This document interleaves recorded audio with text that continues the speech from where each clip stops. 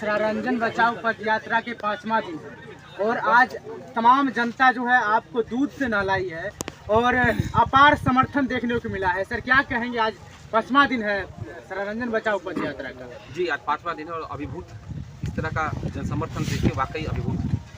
कोई दूध से नहला रहा है, कोई खाना खिला रहा है, कोई दूध से नहला रहा है, वाकई मतलब ये पहला अनुभव है और इस तरह के अनुभव में कोई शब्द अल्फाज नहीं मिल पाता है कि उसको व्यक्त किया जा सके, शायद ये महसूस ही किया जा सकता है। ये बबलू एक्ट और विजय एक्ट काफी ट्रेंड में जा रहा है, इसके पीछे क्या रीजन है? लोग जानते हैं, लोग खुद को कनेक्ट कर रहे हैं लोग खुद को कनेक्ट कर रहे हैं इस एक्ट से। लोग जानते हैं कि विजय एक्ट में क्या होता है, वसूली होती है, प्रताड़ना होता है और विजय एक्ट में सब काम तमाम है, बात खत्म। तो लोग कनेक्ट कर रहे हैं खुद ब खुद, इसलिए वायरल हो रहा है, ये बढ़ रहा है। सर सरारंजन बचाओ यात्रा में आप निकले हैं तो सिर्फ उनकी समस्या को जानने के लिए निकले हैं या आप भी यहाँ पे चुनावी मैदान में आ जाएंगे? देखिए, लोगों से रायशुमारी में कर रहा हूँ, आप कह सकते हैं ये एक तरह का सर्वे कह सकते हैं। लोगों से मैं मिल रहा हूँ, लोगों से मैं पूछ रहा हूँ, समझ रहा हूँ कि आखिर यहाँ की क्या समस्या है, इसका क्या समाधान होगा। तो जो समस्याएं सांस्थानिक है, उसके अलावा जो सबसे बड़ी समस्या है ये विजय चौधरी से ये क्षेत्र मुक्त होना चाहता है, मुक्त होने की फटफड़ाहट। क्योंकि सर चुनाव जीतने के लिए काफ़ी धन बल की आवश्यकता होती है। हाँ, तो मेरे पास जनबल है, इससे बड़ा क्या होगा। जो लोग मुझे खाना दे रहे हैं उन्हीं से चंदा लेंगे, उन्हीं से हम कर लेंगे। विजय कुमार चौधरी क्या करेंगे, पैसा से ही सिर्फ क्या कहना चाहते हैं कि पूरे सरारंजन को पैसा से खरीद लेंगे। जितनी जनता है हम सब उससे 100 रुपया चंदा लेंगे। हम कहेंगे कि आप हमको लड़ाना चाहते हैं चुनाव तो पैसा दीजिए तो चुनाव लड़ेंगे, नहीं दीजिए नहीं लड़ेंगे। इनका मन होगा तो ये पैसा देकर चुनाव लड़वा देंगे, नहीं मन होगा नहीं लड़ेंगे। लोकतंत्र में मनी माफिया और मीडिया लोकतंत्र को पैसा करण में बदल दिया है। इस पैसा करण में आप कैसे बाहुबली को अपने जनबल से सामना करेंगे? कौन बाहुबली? विजय चौधरी। उससे बड़ा डरपोक तो कोई हो ही नहीं सकता। अगर वो बाहुबली होते तो वो अपने क्षेत्र को छोड़ के यहाँ आते। उनसे बड़ा डरपोक तो कोई हो ही नहीं सकता। अगर वो मजबूत होते तो उजियारपुर में अपने बाहुबल से और धन के बल से जीतते ना। वो क्यों भाग के आए उजियारपुर से, यहाँ क्यों भाग के आए? उनसे ज्यादा कमजोर और डरपोक इंसान कौन हो सकता है? कुछ लोग विजय तो बाहुबली नहीं है, हाँ धन बली है, धन बली है। तो धन बली है, हमारे पास जनता का बल है। जनता समझे कि भाई उसे लड़ना है, कैसे लड़ेगी। कुछ लोग उनको कह रहे हैं विजय चौधरी जी को कि वो कब्र में से भी पैसा खोद के निकालने वाले नेता है। तो बिल्कुल, जो नेक्सस आज काम कर रहा है, जो आज कब्रिस्तान की घेराबंदी करके काम करता है, वो कमीशन का नेक्सस कहाँ जाता है? इसकी जांच होनी चाहिए।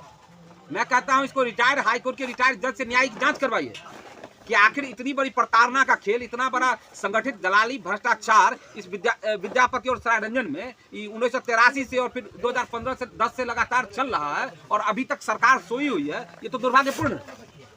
इसकी तो जांच होनी चाहिए और जो इसमें गलती में है उसको उस पर कार्रवाई होनी चाहिए। सर जब चुनाव आता है तो हर पार्टी के लोग अपने जाति के हिसाब से लोग कैंडिडेट उतारते हैं और जाति के हिसाब से वोट को तैयार करते हैं कि उस जाति की इतना वोट, उस जाति की इतना वोट, इस हिसाब से समीकरण बैठा लेते हैं। आपका क्या समीकरण है? मेरा बस जनता का समीकरण है। मेरी जाति एक है, जनता की जाति है। आप चले जाइए समाज के विभिन्न वर्गों में, अनुसूचित जाति व पिछड़ा में आपको बताएगा मेरी जाति क्या है। मेरे नाम के आगे कोई टाइटल नहीं लगता है, मेरी जाति क्लियर है। मेरी वही जाति है जो सरारंजन की जाति है। मैंने देखा कि रात आप अनुसूचित इलाके में जो है रुके थे, उसके अलावे आपको जो है एक महिला ने खाना खिलाया, उसके अलावे आपको दूध से नहाया गया। आज तक के इतिहास में ये किसी के साथ नहीं हुआ था दूध से नहलाने की प्रक्रिया, जो कि दूध एक सत्य का प्रतीक है। क्या कुछ कहेंगे? कुछ नहीं, बस अभिभूत है। इस तरह का प्रेम पाके अभिभूत है और जिस क्षेत्र से प्रेम पा रहे हैं, जहाँ मैंने कभी कोई काम नहीं किया, दुर्भाग्यपूर्ण स्थिति है, फिर भी लोग इतना मुझे प्रेम कर रहे हैं तो मुझे लगता है कि मुझसे ज़्यादा वो जो वर्तमान व्यवस्था है उसके खिलाफ उन पर आक्रोश है और वो देख रहे हैं कि कोई बेटा, कोई स्थानीय बेटा, मेरा भाई इस बात को बोल रहा है, खुद इससे वो कनेक्ट हो रहा है और इसलिए वो ये प्यार मुझ पर लौटा रहे हैं। सर ये पद यात्रा जो है ये कितने दिन तक चलने वाला है? मैंने पहले ही बताया था, पहले दिन जो प्रेस कॉन्फ्रेंस किया था, ये विद्यापति नगर में 7 दिनों तक चलेगी। आज 5वां दिन है और हम अभी कांचा पहुंच चुके हैं। इसके बाद मनियारपुर है, मनियारपुर के बाद लौटेंगे तो कांचा करेंगे। थोड़ा सा बंगराहा का क्षेत्र बचा हुआ है और एक बोछा बचा हुआ है। तो मुझे लगता है कि 7 दिनों में ये यात्रा समाप्त होगी। फिर 30 दिनों की यात्रा सरारंजन ब्लॉक की होगी। गेहूँ कटने के लिए हम रुकेंगे 10-15 दिन और उसके बाद फिर हम सरारंजन की ओर कूच करेंगे। सुने थे आपके पैरों में छाले पड़ गए थे, वो ठीक हुए? पैर का छाला तो क्रीम लगा के 1-2 दिन में ठीक हो जाएगा, लेकिन जनता पूछ रही है कि विजय कुमार चौधरी ने जो 1983 से छाला दिया है वो कैसे ठीक होगा। जनता ये पूछ रही है और विजय कुमार चौधरी इसका उत्तर नहीं दे पाते हैं। उनको ये उत्तर देना चाहिए कि उनके कुकर्म से जो सरारंजन और विद्यापति नगर के हृदय में छाला पड़ा है वो कैसे ठीक होगा। आज 5वां दिन सर, ये शरणार्जन बचाओ पद यात्रा का 5वां दिन है। आज कितने पंचायत का भ्रमण किया?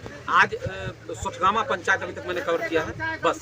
सोठगामा भौगोलिक रूप से बहुत बड़ा है, तो वही अभी हमने खत्म किया है। अभी थोड़ा सा विश्राम के लिए हम लोग रुके हैं, धूप ज़्यादा है, टेम्परेचर बढ़ गया है। यहाँ से खाना खाएंगे और फिर यहाँ से हम मनियापुर के लिए। यहाँ की क्या समस्या है? जी, यहाँ की समस्या मैंने बताया था, एक मुसलमान टोला है, वहाँ सड़क की बड़ी समस्या है। 2-3 अनुसूचित जाति टोला है जहाँ सड़क संपर्क पथ है ही नहीं, और पानी की समस्या तो एज इट इज़ बनी हुई है। इसके अलावा दलाली, अभी जैसे बताया गया है कि सर्वे का काम चल रहा है, इसमें बड़े पैमाने पर लोग घूसखोरी कर रहे हैं, घूस मांग रहे हैं। मैंने फ़ोन किया था सीओ को भी। सोठगामा पंचायत में 2 दिन पहले आग लग गई थी, वहाँ के किसान मिले, वो रोने लगे मुझसे मिलकर, और उन्होंने कहा था कि पिछली बार जो आग लगी थी वो भी पैसा अभी तक नहीं मिल पाया और फिर इस बार आग लग गई। तो काफ़ी दुर्भाग्यपूर्ण स्थिति है। मैंने सीओ से बात की है और उन्होंने मुझे मंगलवार बुधवार तक का समय लिया है कि मंगलवार बुधवार तक मैं इसको करवाता हूँ। 2018 में जो महाविद्यालय बंद हुआ, जिसमें 1800 बच्चों का भविष्य बर्बाद हुआ, वो मुद्दा बार बार मजबूती से उठा रहे हैं। लेकिन एक बात मैं इंगित करना चाहूँगा, जिस टीचर का पैरालाइज हो गए थे, पैसा दिए थे नौकरी बचाने के लिए, नहीं बचा था, वो पैरालाइज व्यक्ति पे आपका ध्यान किस तरीके से दे रहे हैं? देखिए, मैं सामाजिक सरोकार से आज से नहीं जुड़ा हुआ हूँ, करीब 2014 से ही जुड़ा हुआ हूँ।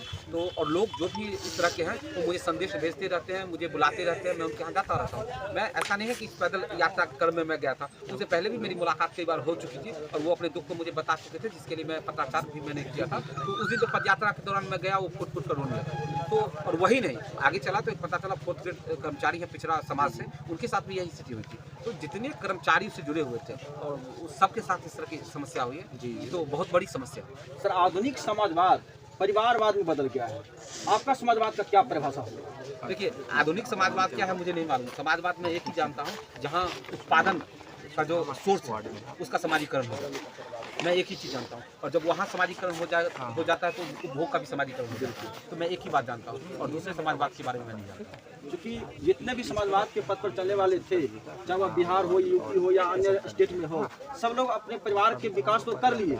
जिन जातियों या जिन लोगों के विकास के मुद्दा के लिए चले थे, उनका स्थिति अभी भी वही है, लेकिन वो अपने परिवार का विकास कर चुके हैं। देखिए बंधु, हम छोटे लोग हैं, शरणार्जन का बेटा है। अब शरणार्जन से जुड़ी हुई समस्याओं पर जो मैं पदयात्रा कर रहा हूँ, उस पर आप सवाल पूछिए, मैं उस पर आपको जवाब दे पाऊंगा। और मैं इतना बड़ा नेता नहीं हूँ कि मैं इन सब मुद्दों पर कुछ बोल पाऊँ।